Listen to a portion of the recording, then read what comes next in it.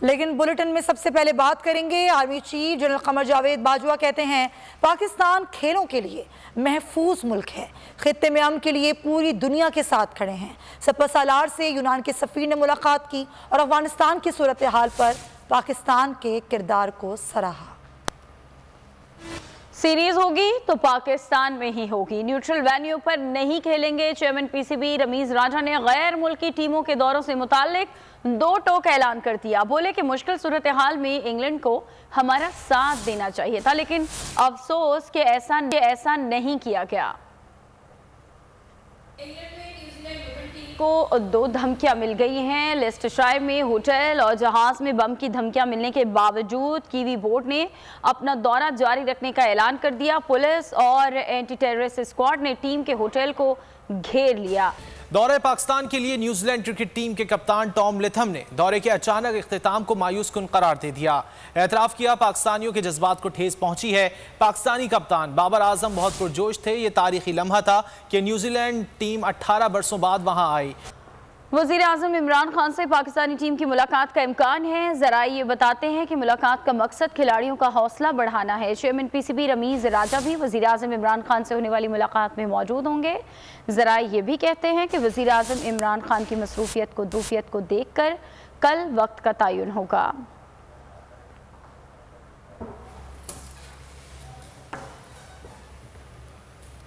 وزیر داخلہ شیخ رشید احمد نے نیوزی لینڈ اور برطانیہ کی کرکٹ ٹیم کے دوروں کے منسوخی کو ہلکی پھلکی موسیقی قرار دے دیا۔ کہتے ہیں دوروں کی منسوخی پر میڈیا کو اتنا سنجیدہ نہیں ہونا چاہیے۔ ہم نے اسے مشکل وقت دیکھا ہے۔ کرکٹ گوروں کا کھیل اور ہمارا شوق ہے، اس سے شوق رہنا چاہیے، نشہ نہیں بننا چاہیے۔ کوئی ٹیم نہیں آتی تو نو ایشو، ہم بھی منتظر نہیں۔ ابھی بات کریں گے پاکستان افغانستان کے معاملات میں مداخلت نہیں کر رہا۔ وزیر اعظم مثبت اور قابل تحسین ہیں، ان کی کوششوں کو مداخلت نہ سمجھا جائے۔ عبوری حکومت میں مختلف مسالک کے لوگوں کو شامل کیا گیا ہے۔ طالبان ترجمان ذبیح اللہ مجاہد کی کابل میں نیوز کانفرنس۔ ترجمان کا کہنا تھا کہ افغان عوام میں داعش کے خلاف نفرت پائی جاتی ہے، داعش افغانستان میں تنظیم کی شکل میں موجود نہیں۔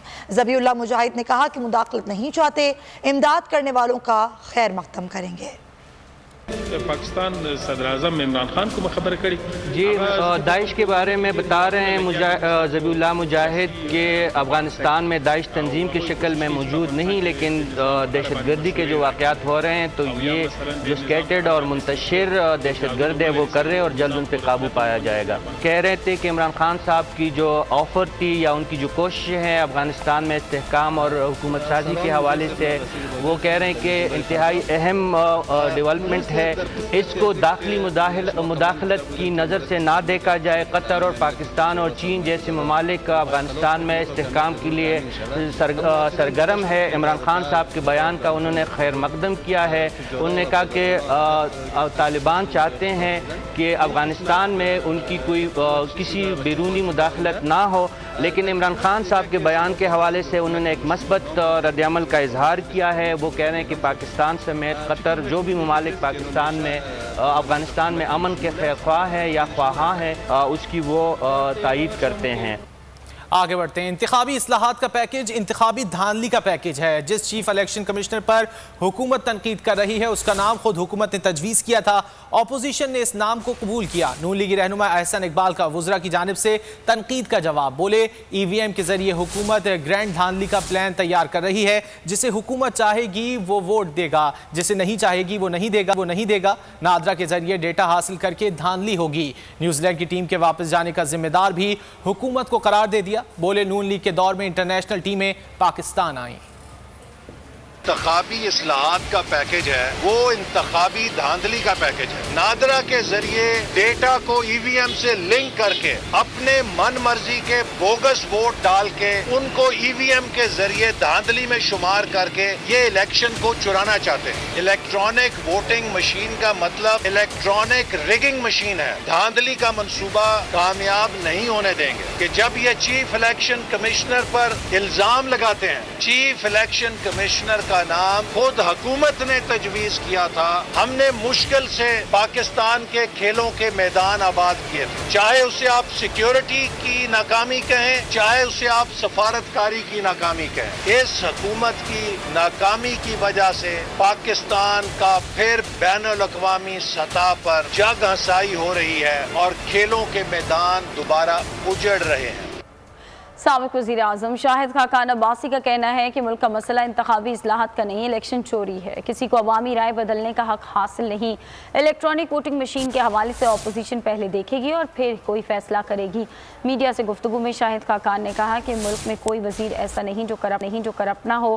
کرائے کے مشیروں اور وزراء کا کام صرف جھوٹ بولنا ہے. یہ تمام لوگ جہازوں میں بیٹھ کر آئے ہیں اور حکومت کے جانے کے بعد واپس چلے جائیں گے. انہوں نے کہا کہ جب سے کیسز چلے ہیں ملک میں گیس کی قیمتوں میں واضح اضافہ ہوا. پاکستان کا مسئلہ انتخابی اصلاحات کا نہیں ہے, پاکستان کا مسئلہ الیکشن کی چوری کا ہے. پہلی انتخابی اصلاحات جو ہیں ان میں پہلا قدم یہ ہوگا کہ الیکشن کی چوری کو روکا جائے. آئین میں لکھیں جو آدمی الیکشن کے معاملے میں مداخلت کرے گا اس پر آرٹیکل 6 کا نفاذ ہو. ان سے غداری نہیں ہے کہ آپ الیکشن کے معاملے میں, پاکستان کی عوام کی رائے کے معاملے میں جو آئین کا حصہ ہے, ووٹ کا حق پاکستان کا آئین ہر شہری کو دیتا ہے. یہ تو پاکستان کے عوام خود دیکھ لیں گے کہ اس ملک میں کرپٹ کون ہے اور کون نہیں ہے, کیونکہ آج جو حکمران ہیں ان کی کرپشن کی مثالیں شاید پاکستان کی تاریخ میں نہیں ہیں. کوئی وزارت نہیں ہے, کوئی وزیر نہیں ہے جو کرپٹ نہیں ہے. ہزاروں ارب کی کرپشن کا خمیازہ پاکستان کے عوام بھگت چکے ہیں. لیگی رہنما رانا ثناء اللہ نے پارٹی میں اختلافات کی تردید کر دی. مریم نواز کو نون لیگ کا مستقبل قرار دے دیا. کہا انہوں نے پارٹی بیانیے کو آگے بڑھایا. کل نون, میم اور شین ان کے دائیں بائیں تھے. رانا ثناء نے کہا کہ پاکستان کے موجودہ حالات کی ذمہ دار کٹ پتلی اور سلیکٹڈ حکومت ہے.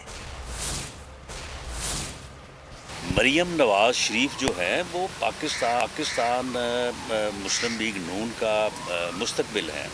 انہوں نے پارٹی کے بیانیے کو جو ہے وہ آگے بڑھایا ہے. اسی طرح سے میاں نواز شریف, میاں شہباز شریف, حمزہ شہباز شریف وہ پارٹی کے لیڈرشپ ہے. کل نون, میم, شین جو ہے وہ کوئی میرے دائیں تھا, کوئی بائیں تھا, کوئی سامنے تھا. تو پھر آپ جو ہے وہ اس چیز کو تسلیم کر لیں. اب بھی اگر نون میرے جو ہے وہ دائیں ہو, شین میرے بائیں ہو, تو پھر آپ کو تسلی ہو جانی چاہیے کہ آج جو پاکستان کی صورتحال کیوں ہے وہ اسی لیے ہے کہ یہ سلیکٹڈ ہے, یہ کٹ پتلی ہے. یہ جو ہے یہ اصل حکومت نہیں ہے. خود ہی جو ہے وہ آپ کہتے ہیں کہ جی جو بائیڈن جو ہے وہ فون نہیں کر رہا, اور وہاں پہ جو ہے وہ یعنی کس چیز کی آپ لابنگ کرتے ہیں, کیا آپ کی خارجہ پالیسی ہے. کشمیر آپ نے جو ہے وہ مودی کی جھولی میں ڈال دیا ہے.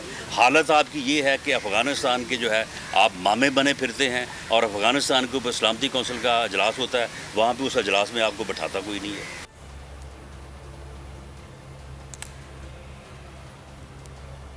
خبروں کا سلسلہ آگے بڑھاتے ہیں. آپ کو بتائیں گے لاہور کی سڑکیں 15 منٹ کی بارش میں ندی نالوں میں تبدیل ہو جاتی ہیں.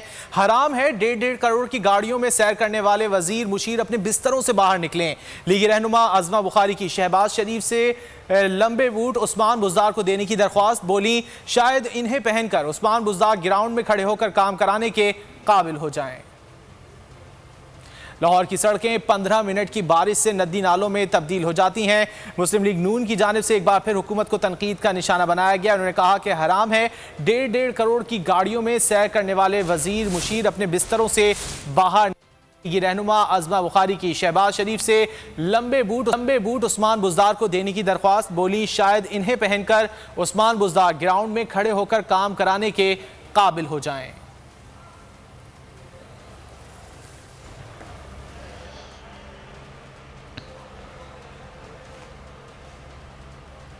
اس پر رد عمل بھی سامنے آیا. کشمیر کی بیٹی, گلگت بلتستان کی بیٹی اور پاکستان کی بیٹی کل شام سے خاموشی سے لندن کی بیٹی بن گئی. معاون خصوصی شہباز گل نے ایک بار پھر مریم نواز کو ہدف تنقید بنایا. ٹویٹر بیان میں شہباز گل بولے جب لوٹ مار کی تمام دولت لندن میں چھپائی ہو تو پھر کرکٹ ہو یا ملک کی سلامتی, بندہ ایسے ہی اپنے مالکان کے لیے برف میں لگتا ہے. انہوں نے کہا کہ مریم صفدر صاحبہ تقریباً 20 گھنٹے گزرنے کے بعد بھی سائرن موڈ پر ہیں.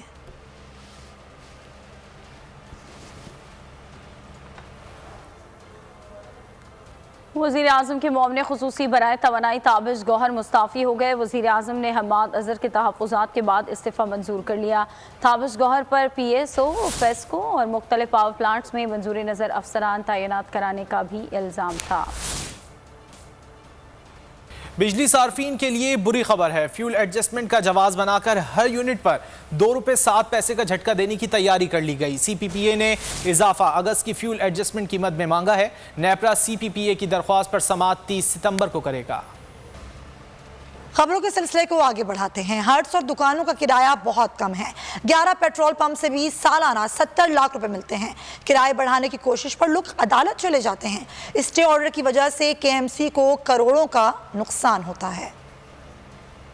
कि जो बार बार KMC के बारे में एक तासुर था कि इख्तियारात का फुकदान है, वो दर हकीकत इख्तियारात का फुकदान नहीं था, वो नियत का फुकदान था कि हमारी जितनी भी स्टेट डिपार्टमेंट की मिल्कियत है उसके रिकॉर्ड को डिजिटाइज किया जाए और रिकॉर्ड को पब्लिक के साथ शेयर किया जाए। कराची शहर में 11 पेट्रोल पंप्स हैं, करोड़ों अरबों रुपए की मालियत वाले, उनसे कुल रेंट साल का 70 लाख रुपए आता है। जब रेंट को KMC बढ़ाने की कोशिश करती है तो लोग अदालत चले जाते हैं, अदालत स्टे दे देती है। 243 हट्स बीच में है। जो कुल आमदनी KMC को मिलती है साल में वो है 40,16,000 रुपए, यानी माहवार तकरीबन कोई 1400 रुपए। 33 ऑक्शन पार्किंग साइट्स हैं। 3 महीने में 4 crore 68 lakh charge parking department ने कमाया है और बहुत सारी माफिया इसके अंदर 15 करोड़ रुपए कुल आमदनी है। हमें 9,192 दुकानों से बल्दिया उज़्मा को जीने का हक है और अब बल्दिया उज़्मा अपने पैरों पर खड़ी हो सकती है और खड़ी होने की संजीदा कोशिश कर रही है। तो उसमें हमें तमाम इदारों की मदद चाहिए होगी।